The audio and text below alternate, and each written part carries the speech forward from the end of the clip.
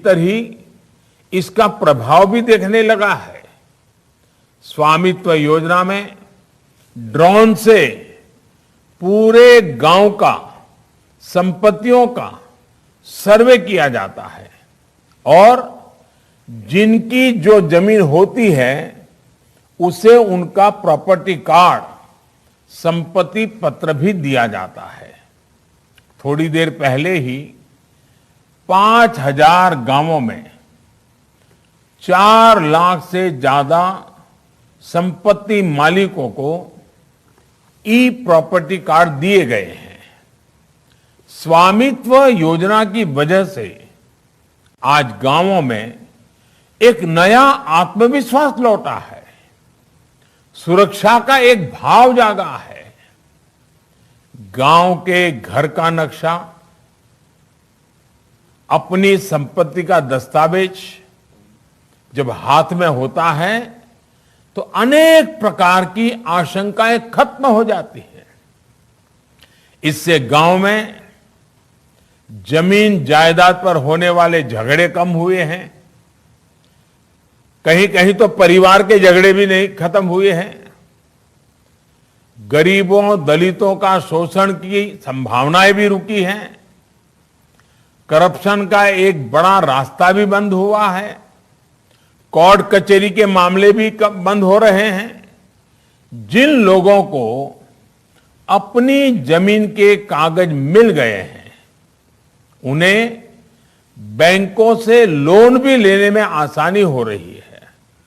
साथियों, स्वामित्व योजना की एक और विशेष बात है, इस योजना में ड्रोन सर्वे के बाद हर गांव का एक पूरा नक्शा, जमीन का पूरा हिसाब किताब भी बन जाता है।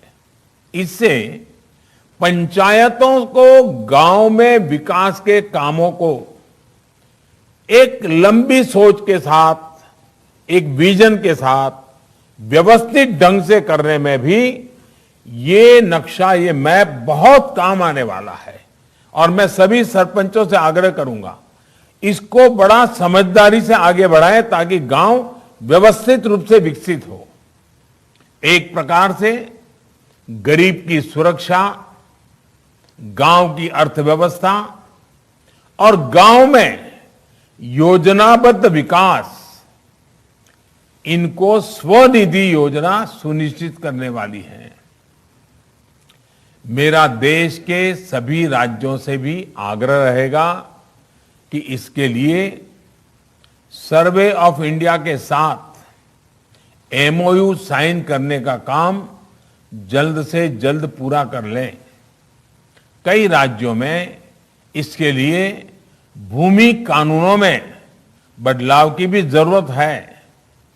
राज्यों को मेरा ये भी सुझाव है कि गांव के घरों के कागज बनने के बाद अगर कोई व्यक्ति बैंक लोन चाहता है तो उसको बैंकों में अड़चन ना आए, ये सुनिश्चित किया जाए।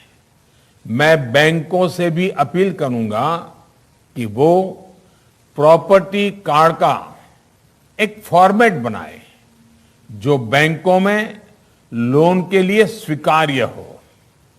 आप सभी पंचायत के प्रतिनिधियों को भी स्थानीय प्रशासन के साथ तालमेल और गांव वालों को सही जानकारी देने के लिए काम करना होगा। साथियों, हमारे देश की प्रगति और संस्कृति का नेतृत्व हमेशा हमारे गांवों ने ही किया है।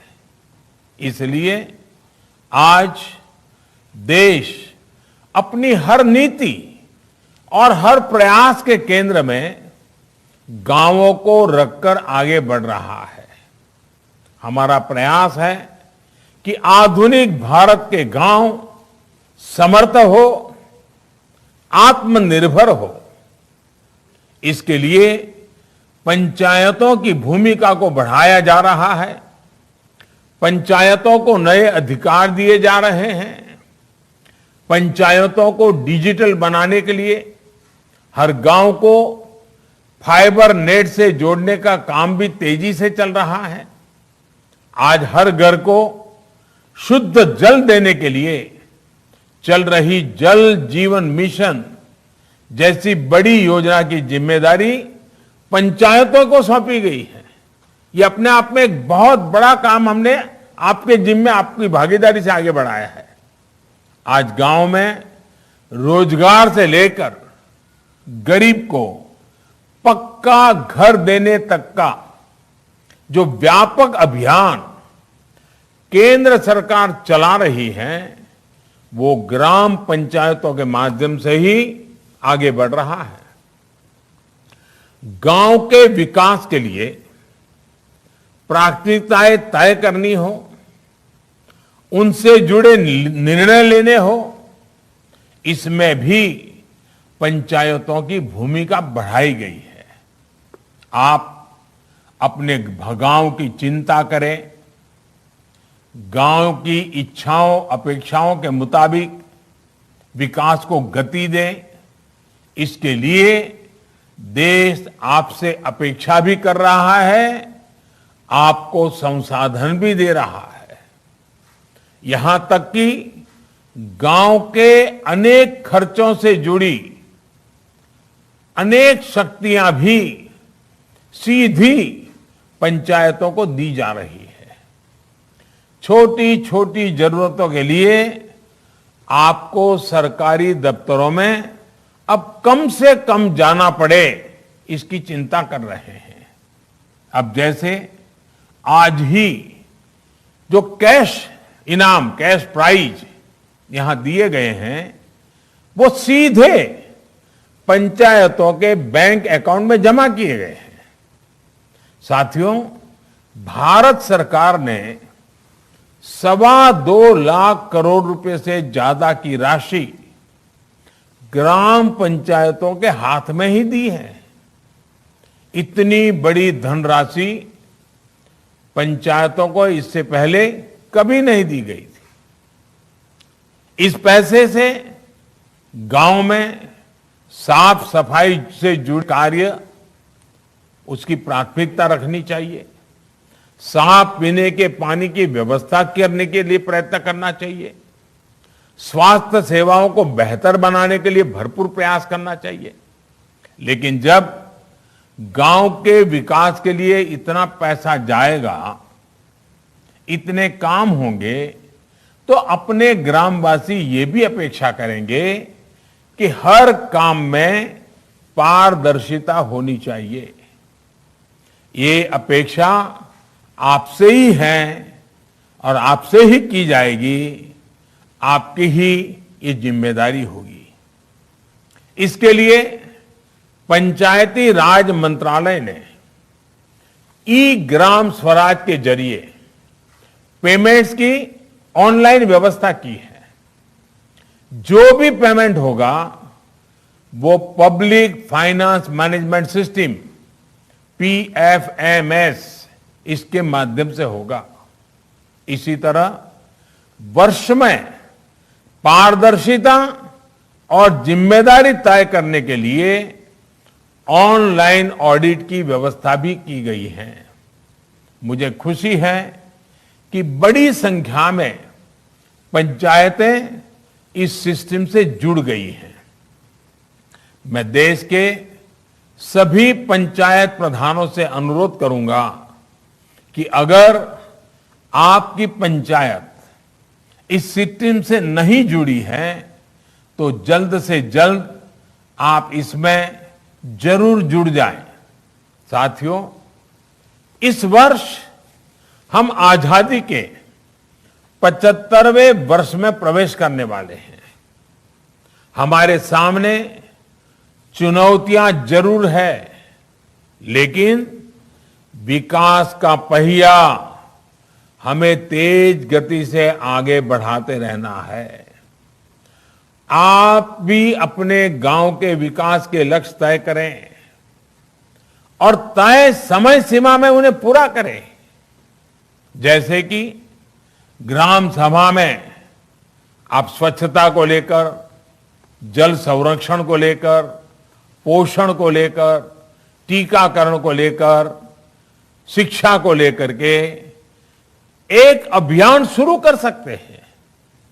आप गांव के घरों में जल संरक्षण से जुड़े लक्ष्य तय कर सकते हैं।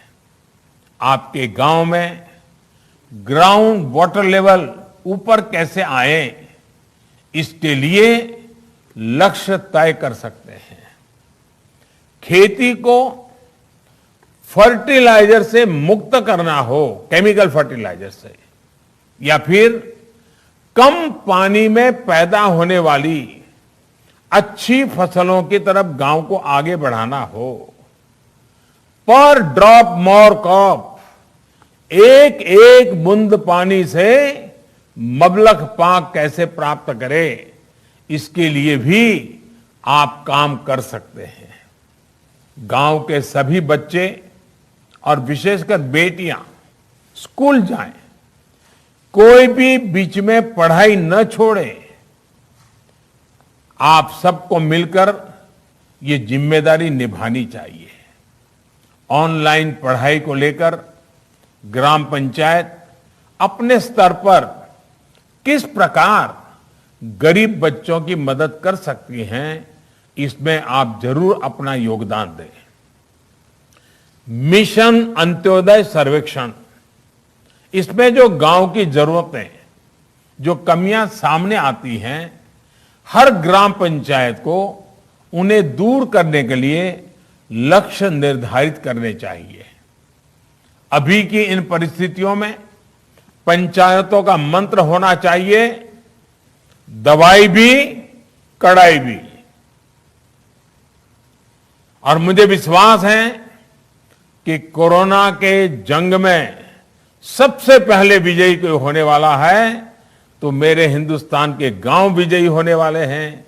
मेरे हिंदुस्तान के गांव का नेतृत्व विजयी होने वाला है। मेरे हिंदुस्तान के गांव के गरीब से गरीब नागरिक, गांव के सभी नागरिक मिलकर के विजयी होने वाले हैं। और देश और दुनिया को रास्ता भी आप गांव वाले इस सफलता के साथ दिखाने वाले हैं। ये मेरा आप पर भरोसा है, विश्वास है और पिछले साल के अनुभव के कारण है। और मुझे पक्का भरोसा है कि आप उसको बखूबी निभाएंगे और बड़े प्रेम भरे वातावरण में निभाते हैं आप। ये भी आपकी विशेषता रहती है। कोई भूखा न रहे इसकी भी चिंता करते हैं और किसी को बुरा न लगे इसकी भी चिंता करते हैं। मैं फिर से एक बार आपकी इस कोरोना की लड़ाई में जल्द से जल्द विजय प्राप्त हो, आपका गांव कोरोना मुक्त गांव रहे, इसमें आप सफल हो, इसी एक विश्वास के साथ फिर एक बार आप सबका बहुत बहुत धन्यवाद करता हूं। आपका बहुत शुभकामनाएं देता हूं।